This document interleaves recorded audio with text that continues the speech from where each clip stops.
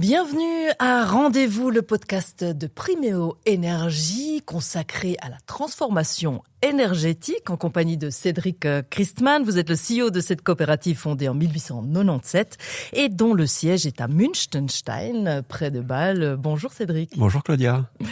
Alors aujourd'hui, nous allons nous intéresser à ce qui peut être fait et peut être mis en place pour les communes qui veulent planifier et réaliser leur transition localement. Et pour ça, vous avez invité Frédéric James Gentizon, fondateur et président exécutif d'Inergia. Bonjour Frédéric. Bonjour Claudia. Et merci de nous accueillir dans vos bureaux ici à Payerne. Alors Inergia, c'est une solution intégrale et sur mesure qui se base sur un partenariat public-privé, un modèle clé en main, j'ai envie de dire, qui a déjà convaincu 6 communes romandes. Et aujourd'hui, bien sûr, on va se poser plusieurs questions, dont comment les communes peuvent-elles vraiment avoir les moyens de faire leur transition énergétique? Comment garantir un financement qui ne prétérite pas les générations futures? La décentralisation de la production d'électricité et de la chaleur est-elle la solution? Eh bien, toutes ces questions et bien d'autres encore dans quelques instants. Quant à moi, eh bien, je suis Claudia Noirat et j'ai le plaisir de vous accompagner au fil de cette discussion. Alors, James, votre parcours d'économiste, d'entrepreneur, d'ingénieur vous a amené, j'allais dire presque naturellement, presque de manière naturelle, à imaginer cette solution que vous avez appelée Inergia, en partant du constat que la transition écologique coûte cher, extrêmement cher, et qu'il est impossible de la financer avec les deniers publics. Ça veut dire quoi? C'est que vous avez trouvé la solution magique. Alors, je ne sais pas si c'est une solution magique, mais c'en est une en tout cas. Je crois qu'effectivement, aujourd'hui, la transition énergétique va coûter très très très cher. Ça, c'est évident. On parle de 40 000 francs par habitant. Au niveau suisse, par exemple, ça doit être à peu près la même chose dans les autres pays. Donc, vous comptez, c'est énorme. Donc, ce qui fait qu'aujourd'hui, les finances publiques ne peuvent pas financer cette transition énergétique. Je crois qu'il faut être clair. Des fois, on fait des illusions en se disant, effectivement, oui, les gouvernements, n'ont qu'à financer. C'est pas possible. Donc, il fallait trouver une solution qui permette d'avoir accès à des capitaux privés. Et puis Parce que vous vous êtes dit, au fond, il y a de l'argent, simplement on ne le met pas à la bonne place.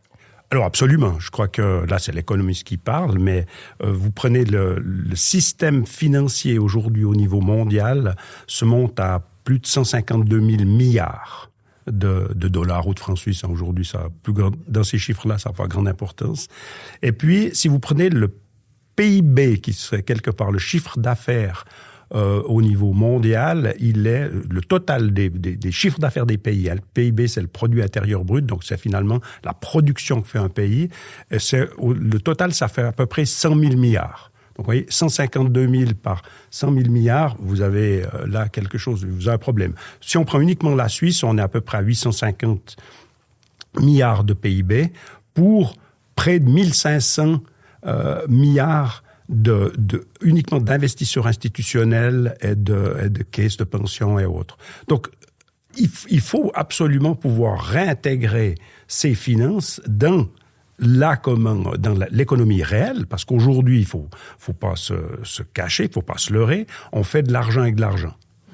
Donc, au bout d'un moment, il y a un problème. Donc, l'idée, c'est vraiment d'utiliser la transition énergétique et les efforts énormes comme planche de salut de notre système économique. Alors, faire de l'argent avec de l'argent, je retiens cette formule, Cédric. C'est ça qui vous a convaincu dans le modèle Inergia pour conclure un partenariat Priméo Énergie en juin dernier? Alors, il y a plusieurs choses qui nous ont convaincus. Il y a probablement la première chose, c'est que le capital social de la coopérative, il est nul. Donc on a probablement la même destinée. Il faut trouver de l'argent pour pouvoir investir. Donc ça, c'est le premier élément.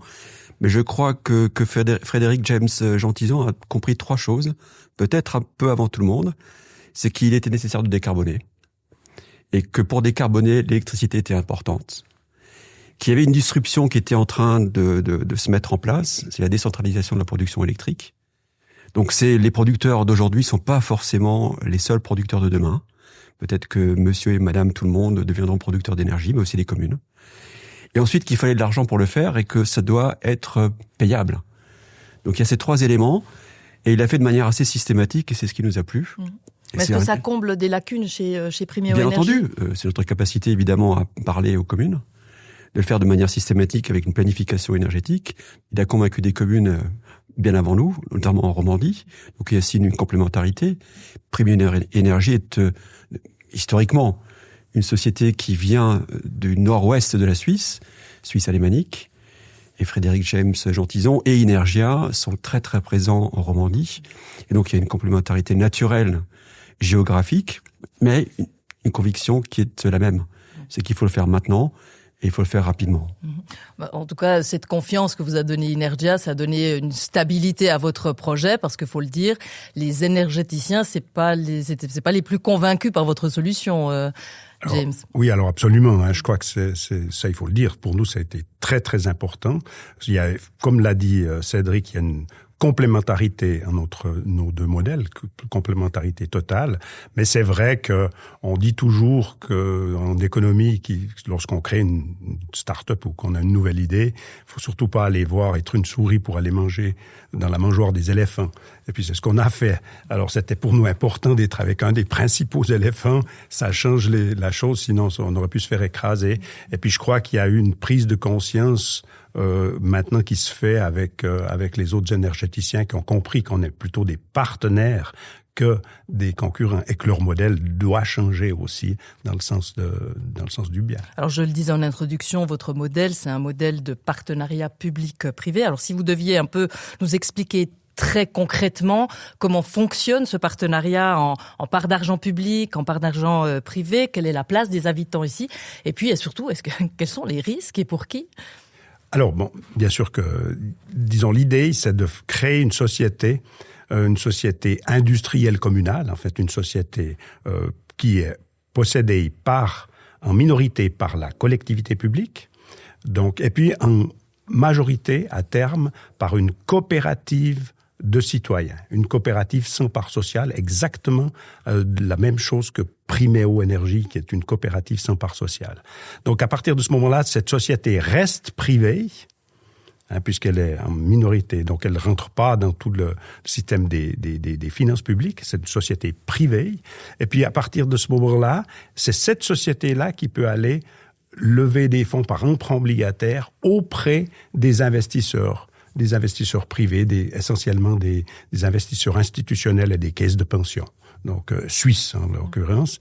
Et puis bon, puis la société est cautionnée par la commune, par la collectivité publique, qui donne une caution. Une caution, c'est un engagement conditionnel, mais qui ne rentre pas dans l'endettement de la commune, de la collectivité publique. Donc moi qui suis pas une spécialiste en économie, ça veut dire quoi ? Ça veut dire que que la commune ne met pas du tout d'argent là-dedans, que le citoyen lui-même ne met pas d'argent. Absolument, mais absolument pas d'argent.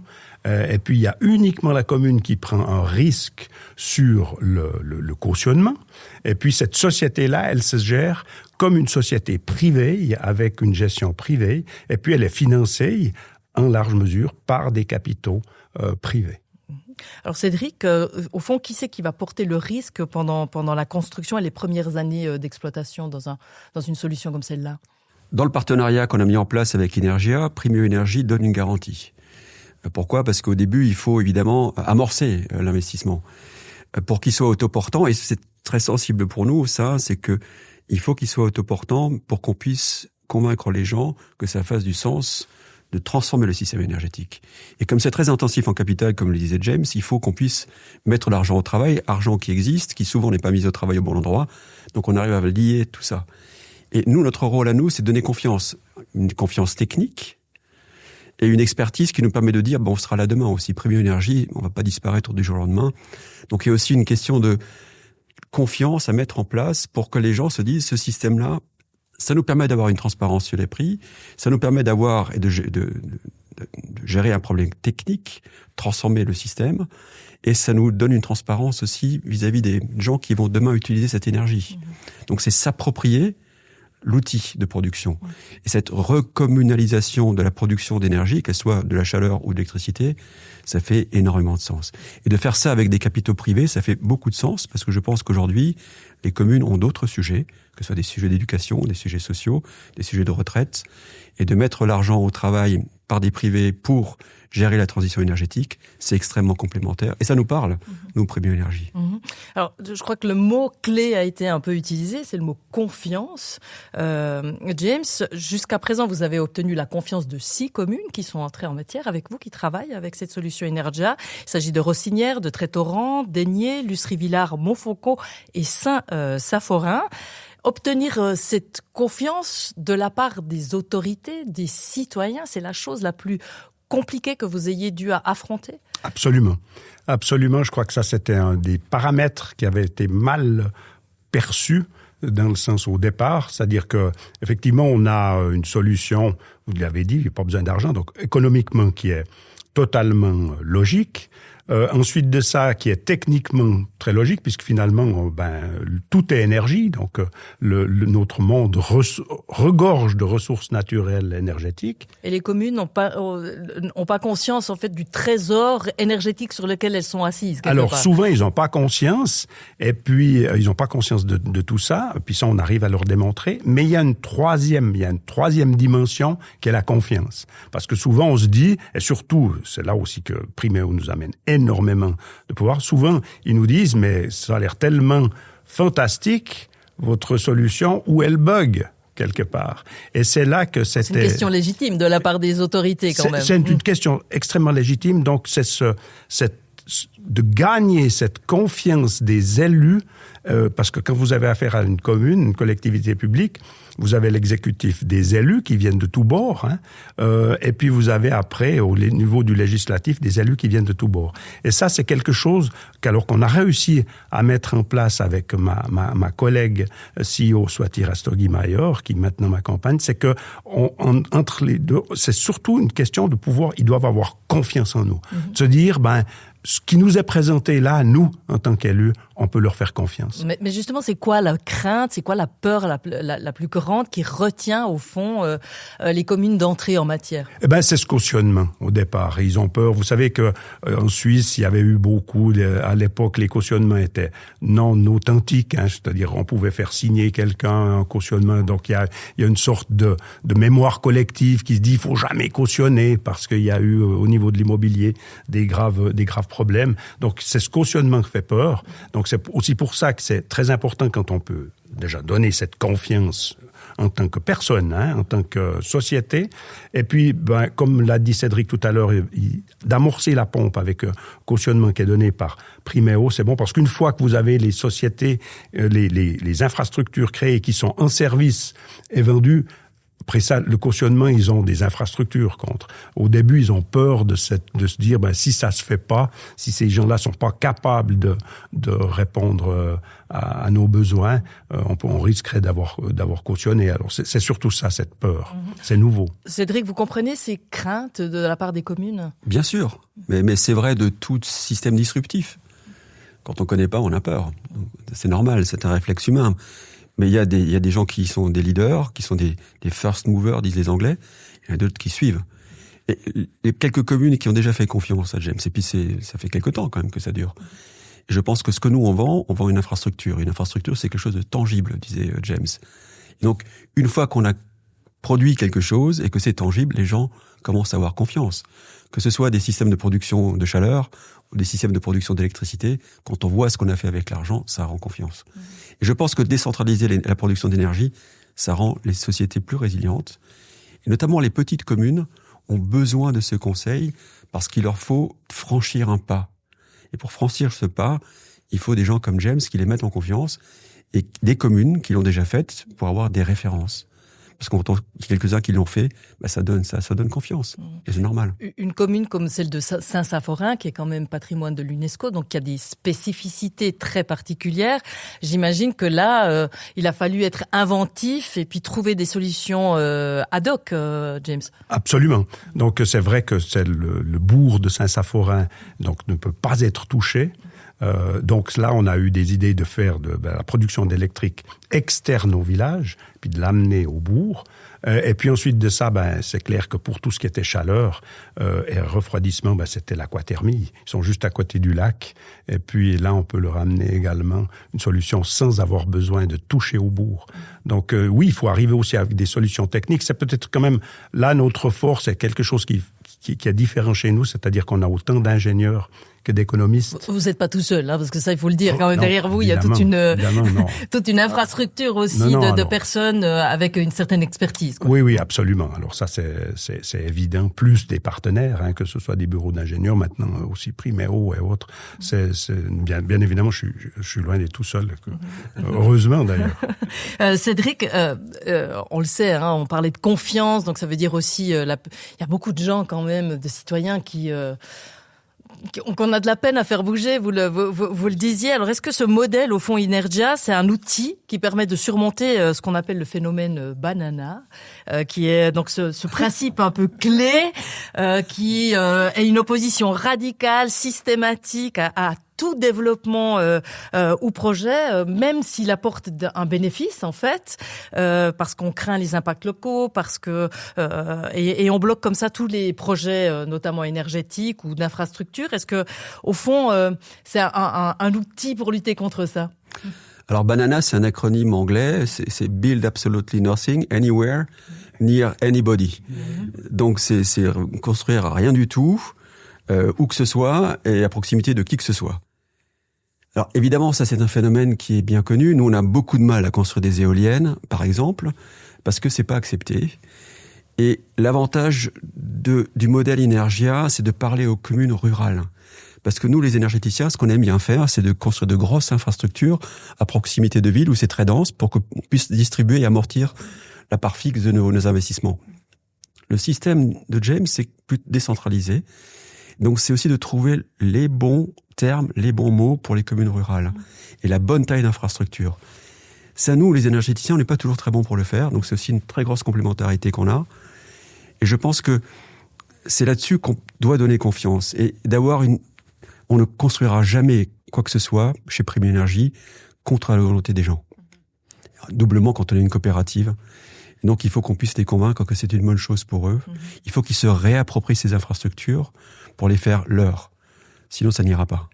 Mais en quoi l'approvisionnement, en fait, devient plus sûr pour une commune, justement, romande, qui est isolée, qui est petite? La boucle locale. Donc, cette boucle locale qui est extrêmement importante. Et donc, je pense que cette boucle locale, ça passe par le photovoltaïque. Je pense qu'on est tous aujourd'hui producteurs d'énergie. La façon la plus démocratique de produire de l'énergie électrique aujourd'hui, c'est d'avoir des panneaux photovoltaïques sur son toit. Donc, ce mouvement-là, il est lancé. On avait 8 gigawatts de puissance installée en Suisse fin 2024. Ce sera aux alentours de 9,4, 10 gigawatts fin 2025. Donc, c'est un énorme pas déjà. Et donc, ces gens, ils se disent pourquoi pas produire aussi de la chaleur. La pompe à chaleur, c'est une bonne façon de le faire. Mais il y a d'autres moyens de le faire. Quand même de syndiquer un certain nombre de choses où ça fait sens, d'utiliser la ressource locale là où ça fait sens. Là aussi, l'expertise Inergia fait du sens en se disant, mais est-ce que ça fait pas beaucoup plus de sens de se dire, on fait une unité qui est un tout petit peu plus grande pour partager et équilibrer le système économique? Ça, ce sont des réflexions qui sont importantes. Et je pense que là-dessus, les communes peuvent avoir beaucoup d'intérêt à échanger avec Inergia. Alors justement, James, avec votre solution, les communes, on l'entend, gagnent donc en autonomie, mais ce degré d'autonomie énergétique, il est réaliste comment? C'est quoi la part des besoins qui peut vraiment être couverte? Alors, vous savez, comme l'a dit Cédric tout à l'heure, on a besoin de deux types d'énergie, de l'énergie électrique et puis de l'énergie thermique. Et puis aujourd'hui, on est en Suisse en moyenne à 30% indépendants. 70% ou 70%, on doit aller le chercher à l'extérieur. On voit qu'on arrive, nous, facilement à monter des communes jusqu'à 80, 85%, voire plus. Sur certaines communes, on est beaucoup plus haute. Donc, si vous voyez bien, on avait calculé, nous, avec 65% d'autonomie en moyenne au niveau suisse, pour chaque commune, ça représenterait 75 TWh par année. 75 TWh. On sait qu'aujourd'hui, en termes de production électrique, on a à peu près 60 TWh. dont 12 qui sont faites par le nucléaire. Il faut qu'on le double, en tout cas, si on veut transformer beaucoup de moteurs thermiques en moteurs électriques. Il faut qu'on le double, donc on doit arriver à 120, 60 de plus pour remplacer les 12 de commandes de nucléaire. Eh bien, à partir de ce moment-là, ça fait 72. Alors donc, avec notre 75, la solution est là. Alors, autonomie énergétique, Cédric, mais il y a encore peut-être un avantage aussi ou un bénéfice de cette solution-là quand on travaille dans le local, c'est que au fond, c'est pas que un bénéfice pour le climat, mais aussi pour l'économie locale. Bien sûr. C'est de mettre les artisans qui sont locaux au travail pour justement aussi leur donner du travail pour qu'ils contribuent, par exemple, à construire des centrales au bois, des grosses pompes à chaleur, quand on utilise par exemple l'eau du lac, comme le disait James. Mais c'est aussi d'installer des panneaux photovoltaïques là où ça fait du sens. Par exemple, sur les bâtiments de la commune, qui sont pas encore équipés, pour pouvoir créer justement de l'autoconsommation. On n'en a pas encore parlé, mais l'autoconsommation, ça fait énormément de sens. Et 70% pour ceux qui ont installé des panneaux photovoltaïques sur leur toit et qui ont des pompes à chaleur dans leur garage, ils se rendent compte qu'on arrive à une autonomie de 70%. Eh bien, ce qui est valable pour les gens à leur échelle, c'est valable pour une commune. Mais 70%, c'est exactement la stratégie énergétique de la Confédération 2050. Au lieu d'importer, comme le disait James, 70%, produisons nous-mêmes 70%. Et importons encore 30%. Donc c'est de le faire et de manière très pragmatique. Et encore une fois, si on commence par les petites communes, on arrivera sur les villes, ça se fera de manière assez naturelle, je pense. Et donc, James s'intéresse à ceux qui ont le plus de mal à le faire. Et c'est là où c'est extrêmement complémentaire avec ce que est Prime Énergie, cette coopérative, pour donner justement un élan à le faire de manière très simple et de dire que cette boucle locale, ça donne aussi du travail. Et vous savez très bien comment ça se passe. S'il y a du travail localement, ça permet aussi en fait d'augmenter l'acceptation de ces solutions. Alors, on parlait local, mais vous, James, vous êtes un peu dans un autre élan, j'allais presque dire, puisque depuis le 1er janvier 2026, vous avez annoncé une nouvelle gouvernance pour Inergia, avec Swati Rastogi-Mayor comme CEO, et puis vous prenez maintenant cette place de président exécutif. Vous allez vous consacré à l'expansion internationale de votre modèle. Mais est-ce que ne faudrait pas mieux se concentrer d'abord sur la Suisse avant d'aller regarder ailleurs, j'ai envie de dire? Non, alors, tout à fait, vous avez raison. Je reviendrai quand même sur un élément très important, c'est localement, c'est ce qu'on appelle l'accélérateur économique. C'est-à-dire qu'on voit bien à Rossinière, par exemple, on a maintenant des financements de plus de 12 millions qui sont en train de finaliser. On n'a fait qu'avec des entreprises locales. Donc, vous imaginez des entreprises locales, l'accélérateur économique en termes de PIB local, ça peut faire x5, x7. Donc, c'est 50 millions. Et je peux vous dire que d'ici quelques années, on verra dans le pays d'en haut où ça aura fait un boost en termes d'économie. Donc, ça, c'est important. Et alors, pourquoi? Parce que notre modèle, maintenant, l'expansion, effectivement, au niveau international, notre modèle, c'est un modèle économique. C'est un modèle de libéralisme coopératif, finalement. C'est un nouveau modèle économique. Donc, il est important qu'on puisse faire bénéficier, si on veut aller vite, que ça puisse se faire au niveau international. Si on reste en Suisse... Vous allez vendre une licence, en fait, à d'autres personnes pour mettre en place ça. Tout l'aspect technique, tout l'aspect... on va dire même économique du modèle et autres, on va le transformer sous forme de licence, y compris même pour la Suisse allemande, déjà dans un premier temps avec Primeo Énergie, qui ont plus de monde et qui sont plus sur le terrain, toujours avec des gens qui sont sur le terrain, pour pouvoir promouvoir ce modèle.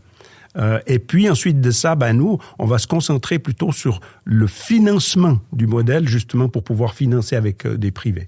Un modèle qui, par ailleurs, pourrait aussi fonctionner pour la santé, etc. Donc c'est déclinable, c'est ça que vous dites. Voilà. Pour vous, pour conclure cet entretien, ça passe extrêmement vite. James, quel serait pour vous le signe indiscutable que cette solution Inergia est devenue un standard en Suisse? Alors, c'est simple. J'avais eu l'occasion de discuter une fois avec Bill Gates à l'époque, qui m'a dit que la concurrence, c'est la rançon de la gloire et puis du succès. Eh bien, moi, je me réjouis que d'autres sociétés en Suisse et de par le monde offrent exactement le même système que nous. Ça voudra dire que le système a passé. Parce que bien sûr on peut pas avoir sur un modèle on peut pas le patenter ou d'avoir donc il est copiable. Vous pouvez, si nos auditeurs nous écoutent ou nous voient, ils peuvent également le faire demain matin. Sauf que ça demande quand même pas mal de choses. Et puis donc vous pourriez, Cédric, entrer directement en concurrence avec Inertia. Ah mais non, mais on ne rentrera pas en concurrence avec Inergia, sûrement pas. Mais en tous les cas, ce qui est sûr, c'est qu'on veut promouvoir ce modèle parce qu'on pense qu'il est porteur d'espoir. Et je pense il nous permet aussi d'assurer cette transition et une transformation énergétique qui est indispensable. On en est convaincu. Et plus on sera à promouvoir cela, mieux ce sera. Et donc toutes les bonnes volontés sont les bienvenues. Absolument. Alors l'avenir nous le dira. Frédéric James Jean-Tison, merci beaucoup pour vos explications. Merci Cédric pour cette passionnante discussion. Merci Cédric. Puis, quant à vous, chères auditrices et auditeurs, merci aussi de nous avoir suivis. Cet épisode est disponible sur toutes les plateformes où vous trouvez évidemment des podcasts et abonnez-vous dès maintenant. N'oubliez pas que l'épisode est non seulement à écouter mais également à voir sur le canal YouTube de Priméo Énergie. Et pour en savoir davantage encore, rendez-vous sur le site internet www.primeo-energie.ch/podcast où toutes les informations utiles sont regroupées. Quant à moi, je vous dis à la prochaine.